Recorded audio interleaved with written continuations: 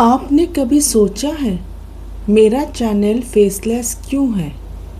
मैं अपनी खुद की आवाज़ यूज़ करती हूँ, सब कुछ खुद रिकॉर्ड करती हूँ। फिर भी लोग कहते हैं ये क्या हॉरर स्टोरी सुनाती हो। मेरे खुद के फैमिली वाले बोलते हैं गोश्त नहीं होते। सच कहूँ मैं भी पहले ऐसा ही सोचती थी इस इंसिडेंट से पहले। So let's start the story. रात के करीब 12 बजे पहली बार किसी ने कुछ सुना। बाइक की आवाज़, बिल्कुल वैसे ही जैसे धीरज चलाता था। सेम स्पीड, सेम पैटर्न, लेकिन रोड पे कोई नहीं था। एक अंकल ने बालकनी से देखा। आवाज़ क्लियरली आ रही थी, लेकिन नीचे बिल्कुल खाली रोड। अगली रात फिर वही आवाज़। फिर एक दिन मेरे सामने वाली आंटी ने जो देखा, उसके बाद पूरी हाउसिंग सोसाइटी बदल गई। उन्होंने कहा बाइक तो थी, लेकिन उस पर बैठा हुआ लड़का पूरा नहीं था। उसका बॉडी था, लेकिन उसका लेफ्ट हाथ नहीं था। और सबसे डरावनी बात, वो सीधा रोड पे नहीं देख रहा था, वो घरों की तरफ देख रहा था, जैसे किसी को ढूंढ रहा हो।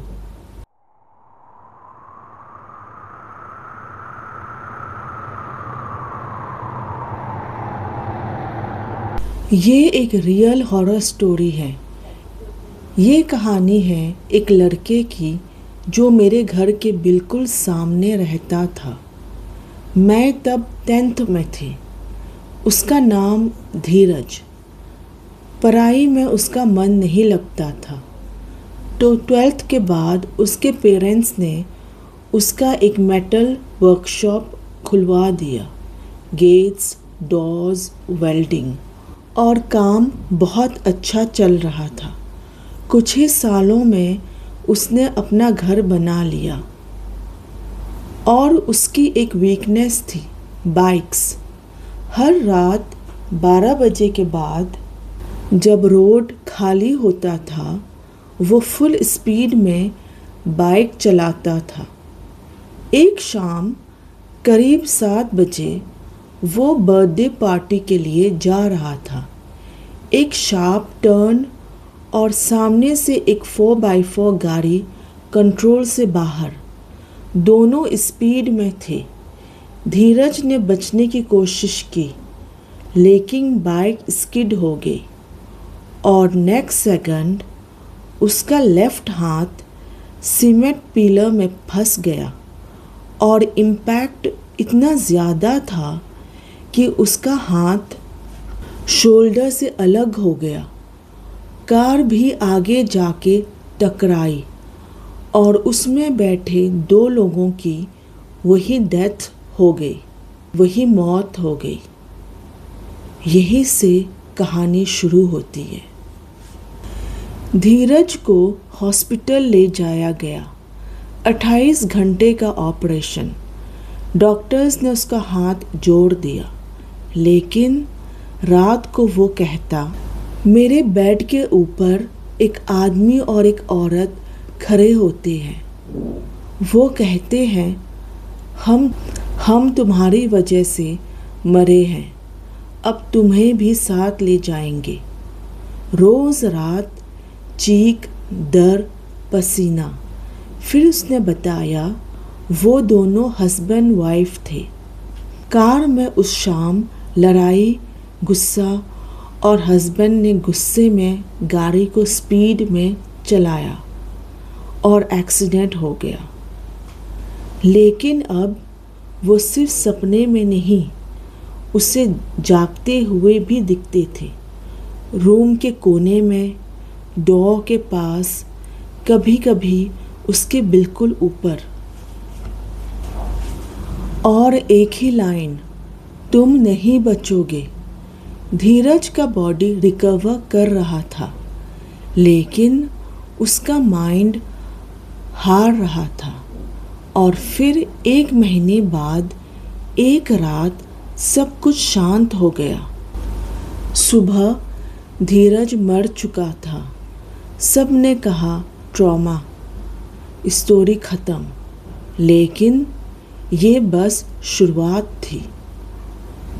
धीरज एक नॉर्मल लड़का नहीं था। वो तंत्र विद्या सीख रहा था। कहते हैं अकाल मृत्यु के बाद आत्मा भटकती है, लेकिन कभी कभी वो कुछ और बन जाती है। धीरज एक ब्रह्म राक्षस बन चुका था। एक ऐसी शक्ति जो कंट्रोल कर सकती है। और सबसे पहले उसने क्या किया, उन दोनों आत्माओं को अपने वश में कर लिया। 3-4 दिन बाद रात के 12 बजे फिर वही आवाज़ आई। Bike, same speed, same pattern, लेकिन रोड खाली।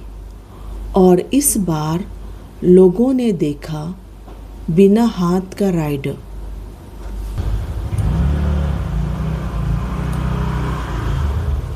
और उसका बंद वर्कशॉप रात को जिंदा हो गया। मेटल कटिंग, हैमर की आवाज़ और 3 लोग काम कर रहे थे। सुबह काम कंप्लीट। घर में भी फुटस्टेप्स की आवाज़ आने लगी। किचन में गैस अपने आप ऑन हो रहा था। चाय की स्मेल, लेकिन कोई नहीं।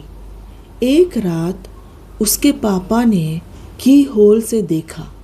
अंदर एक शैडो काम कर रही थी और 2 और उसके आसपास। अगले दिन सुबह धीरज के पापा गांव के पंडित जी के घर गए।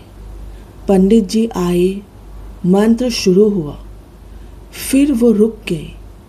कोई मेरे साथ मंत्र रिपीट कर रहा है। और फिर मैं यहाँ से नहीं जाऊँगा। हवा तेज़, फर्नीचर हिलने लगे। धीरज की बहन का गला दबने लगा और उसके बहन के मुंह से एक आवाज़ आई, ये मेरा वर्कशॉप है, मैं यहीं रहूँगा। पंडित जी समझ गए ये ब्रह्म राक्षस है।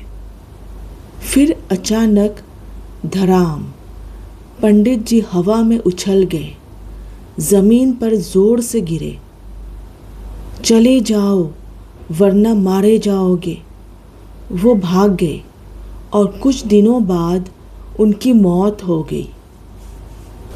धीरज अब सिर्फ अपने वर्कशॉप तक सीमित नहीं था। उसकी आत्मा धीरे धीरे आसपास के लोगों तक पहुंचने लगी। उसके घर के राइट साइड में एक अंकल रहते थे। बचपन में वो धीरज को बहुत डांटते थे क्योंकि 2 बार धीरज ने उसकी विंडो का ग्लास क्रिकेट बॉल से तोड़ दिया था। एक्सीडेंट के कुछ दिनों बाद उन अंकल ने कहना शुरू किया, मुझे वो लड़का दिख रहा है। पहले किसी ने सीरियस नहीं लिया, लेकिन वो कहते थे वो रात को खिड़की के पास खड़ा होता है, बस देख रहा होता है। और धीरे धीरे उन अंकल की तबीयत बिगड़ने लगी। कमज़ोरी, सर दर्द, नींद न आना। फिर एक दिन रिपोर्ट आई ब्रेन ट्यूमर। लोगों ने इसे कोइंसिडेंस कहा, लेकिन ये सिर्फ शुरुआत थी। धीरज अपने स्कूल के दोस्त को भी दिखने लगा, फिर दूसरे लोगों को भी। और अजीब बात ये थी, जिसको धीरज दिखाई देता, उनके घर में कुछ ना कुछ बुरा होता। कहीं किसी की तबीयत खराब, कहीं एक्सीडेंट्स, कहीं बिना वजह डर। धीरे धीरे पूरी सोसाइटी में एक बात फैल गई, वो अब सिर्फ अपने घर तक सीमित नहीं रहा। लोग डरने लगे, रात को बाहर निकलना बंद कर दिया, बच्चे बाहर खेलना बंद कर दिया। तब सोसाइटी के लोग ने वहाँ के पंडित जी के पास गए। पंडित जी ने सुनते ही कहा, ये आम आत्मा नहीं है। उन्होंने अपने गांव से एक सिद्ध तांत्रिक को बुलवाया। रिचुअल के दिन घर के चारों कोनों पर विशेष कील गाड़ी गई। मंत्रों के साथ बंधन किया गया ताकि धीरज का आत्मा अपने घर के अंदर ही बंद रहे और किसी और के घर तक कभी ना पहुंच सके। लेकिन कुछ लोग कहते हैं बंद किया गया था या सिर्फ रोका गया था। पंडित जी ने उसे बांधने की कोशिश की थी, लेकिन धीरज को कंट्रोल करना मुमकिन नहीं था। दिन के वक्त वो जैसे चुप हो जाता था, अपने घर, अपने वर्कशॉप तक सीमित, जैसे किसी ने उसे वहाँ रोक रखा हो। लेकिन रात होते ही सब बदल जाता था। रात के 12 बजे के बाद पूरी सोसाइटी में बाइक की आवाज़ गूंजने लगती, एक एंड से दूसरे एंड तक, फिर वापस। लेकिन रोड पर कोई नहीं होता। कई लोगों ने कहा उन्होंने उसे देखा है, कभी किसी के आंगन में आम के पेड़ पर बैठा हुआ, कभी छत के कोने पर सिर्फ देखते हुए, कभी खिड़की के बाहर बिल्कुल पास। लेकिन जब दरवाज़ा खोला वहाँ कोई नहीं था। और सबसे अजीब बात, वो कभी सीधा किसी पर अटैक नहीं करता था, वो सिर्फ दिखाई देता था और फिर बुरा होने लगता था। किसी की तबीयत खराब, किसी का एक्सीडेंट, किसी के घर में अजीब हादसे, जैसे वो बस एक चीज़ कर रहा हो, याद दिला रहा हो कि वो अब भी यही है। आज भी रात के 1 बजे रोड पर बाइक चलती है, वर्कशॉप में काम होता है। उसका भाई आज भी बिजनेस चला रहा है, सुबह काम कंप्लीट मिलता है। हर रात उसकी माँ दिया जलाती है और मिठाई रखती है, क्योंकि धीरज को मिठाई बहुत पसंद है। शायद वो आज भी वहाँ आता है, सिर्फ काम करने के लिए नहीं, घर देखने के लिए। अगर आप कभी रात को उस रोड से गुजरे और आपको बाइक की आवाज़ आए, तो एक बार पीछे मुड़कर ज़रूर देखना, शायद वो अभी भी वही हो।